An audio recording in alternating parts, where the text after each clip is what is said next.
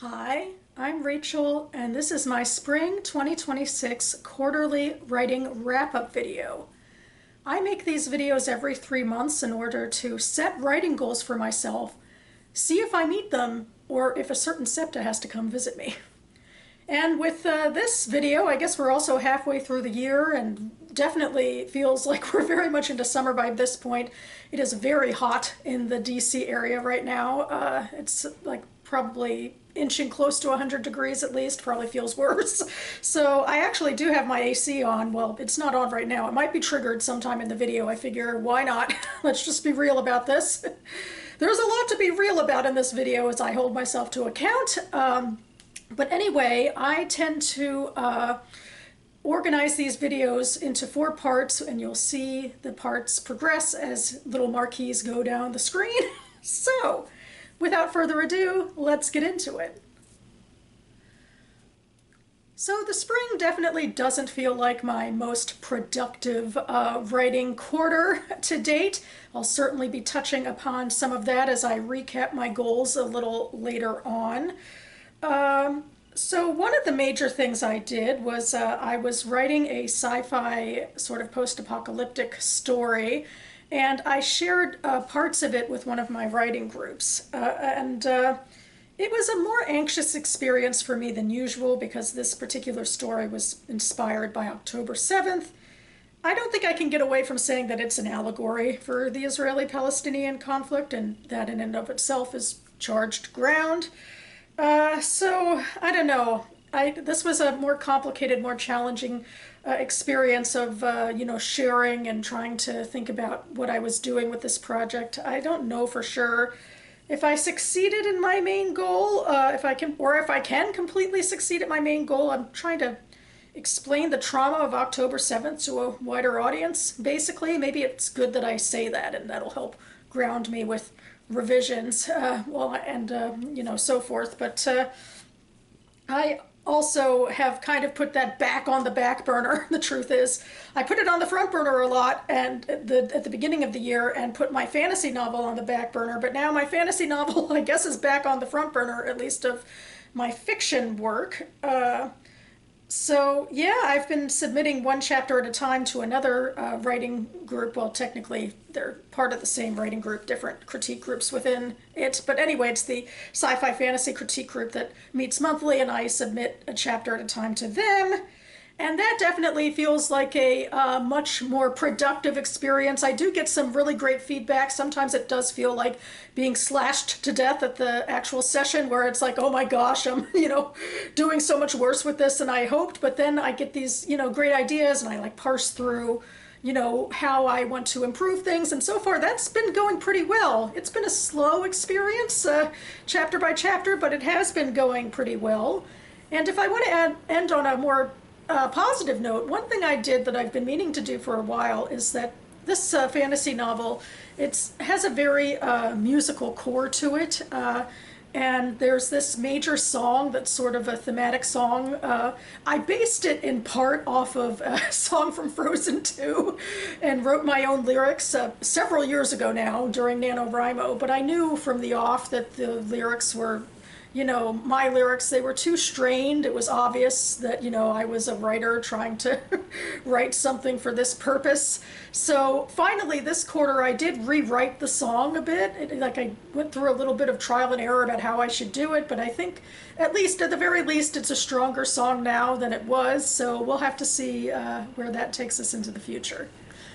But overall, I do feel like my writing has gone really slowly, my fiction writing this quarter, in part because I distract myself with other things, including my other writing goals, like writing book reviews and writing blogs. So that brings us to the second part of this video, where I highlight my favorite blog posts that I wrote this quarter, since it does take up a significant amount of my time. I maintain 3 blogs, and I try to update them at least once a month.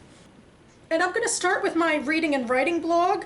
This year, as all years in May, I wrote a Jewish American Heritage Short Story Month 2026 post. Well, the 2026 was the new part of it. But I'm mashing together that May is Jewish American Heritage Month and also International Short Story Month, and I highlighted some Jewish short story collections. including this one, which is frankly feminist. It's actually an anthology of short stories that's been published in Lilith magazine, and I'm slowly reading through all of them now in my Am Reading video, so I feel pretty good about that.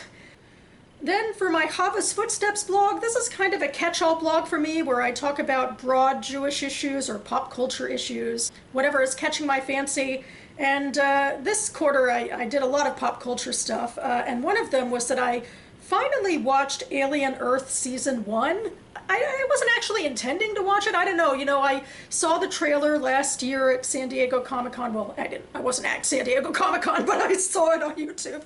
And it intrigued me because it felt like the most emotionally resonant of all the trailers I saw that premiered then. But I was a little antsy about, you know, falling into the Alien franchise because I'm not a horror fan, I'm not a jump scare fan, I'm not a xenomorph fan. But I decided to give it a go, and I did like it, but it did bring up a lot of anxieties for me about how horror kind of positions itself into fascistic thinking, because it's a might equals right sort of mentality. If you're like constantly being bombarded by things that are going to kill you, it's either kill or be killed, which is sort of the fascism, you know, might makes right mentality. You know, maybe you'd argue with me on that, but I actually found an article that I was interacting with in my review of Alien Earth Season 1, which talked about the fascistic role that Ripley plays in the original Alien movie. And then I also found a Mythcrean article about fascism in science fiction and fantasy. So I had a lot of fun with this topic. And despite all of this, I still think I'm intrigued enough to continue on with Season 2. So we shall see. And finally, my Jewish DC blog is more specifically centered on Jewish events happening in the DC area. And last month in June, it was Pride Month, and I decided to do a Jewish DC Pride post because there were, you know, various Shabbats and other events happening in the Jewish world in DC that, you know, catered toward the queer community.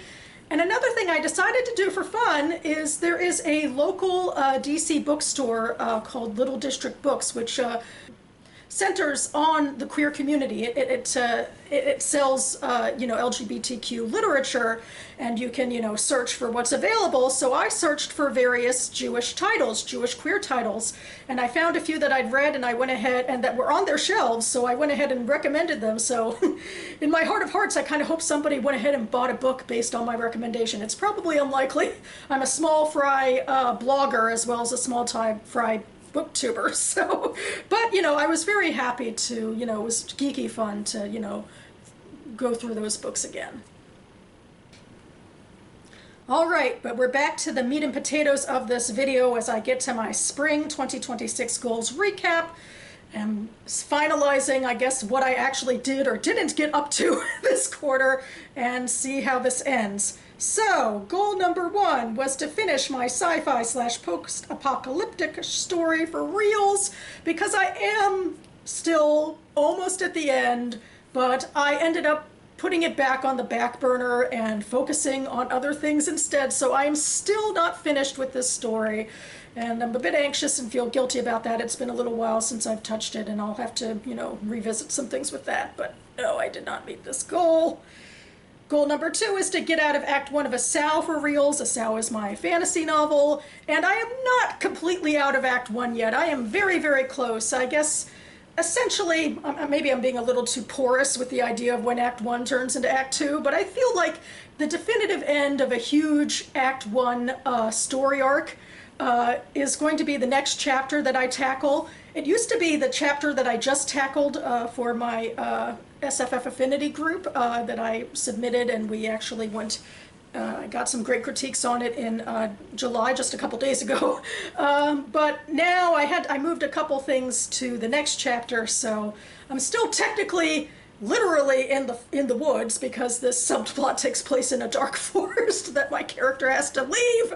She is going to leave very, very soon, I promise. And finally, goal number 3 was to attend author/agent Q&As at the DC Writer Salon, and I did not do this, even though there was an author who gave a talk there who I already knew. I mean, well, I don't know her all that well, but I did get her book signed at another event a few years ago or whatever, and so it'd be fun to see her, but I didn't get my act together, in part because my work schedule's a bit hectic, and I wasn't able, I didn't shift things, and this didn't happen, and I didn't meet this goal. And I can hear the bells already. Shame. Shame. Shame.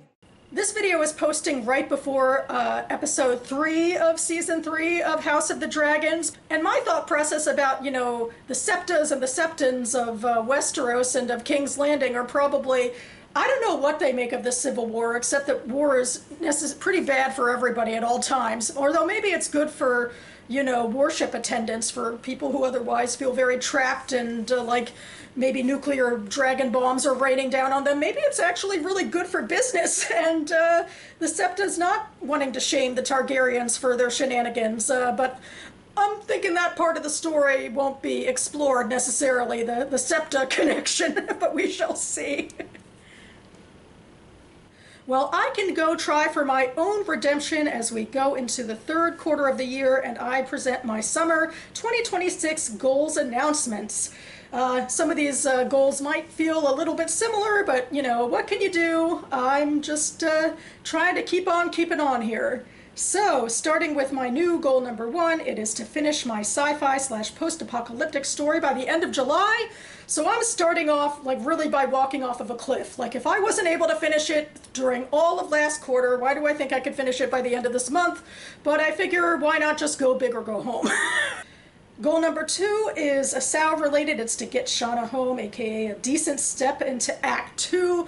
Again, this refers to the fact that she is in the Dark Forest right now and has to return home, so it is a literal sort of movement into Act 2. But I also am thinking of, her taking some significant steps, as in she has some things to discuss with people that I hope that I'll be able to revamp those chapters and have them done and actually get that writing complete in this next quarter. We shall see. And finally, goal number 3, I'm taking a little bit of a pivot to say clean up Scrivener chapters as needed.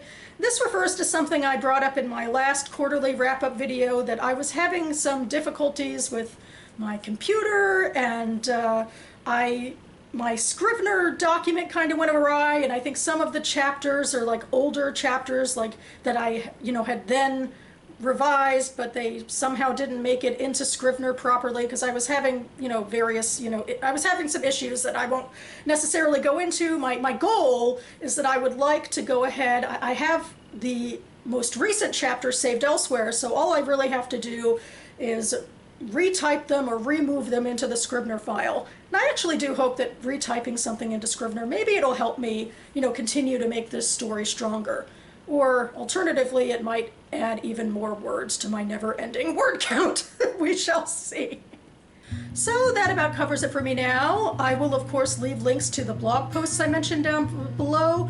Also to the Frozen 2 song, All Is Found, which was a big inspiration for me, and the song that I'm trying to put into my fantasy novel. And I'll also put in a link to the DC Writer Salon, which all of the various writer group stuff I was referencing comes from that organization. I hope you could find something, wonderful and grassroots like this near you. It's a wonderful sort of community of writers. Even though I'm not taking full advantage of it, I'm still getting so much out of it. So yeah, feeling the hope, even as I, struggle to maintain my goals. There's always something to look forward to in the future. Speaking of looking forward to things, I will be back on this channel in the next couple of days with my quarterly TBR game, the BookTube Spin. I've actually already pre-filmed this video because I do get so excited about it, so stay tuned for that. Thanks so much for watching, everyone. Keep writing, and I'll see you next time.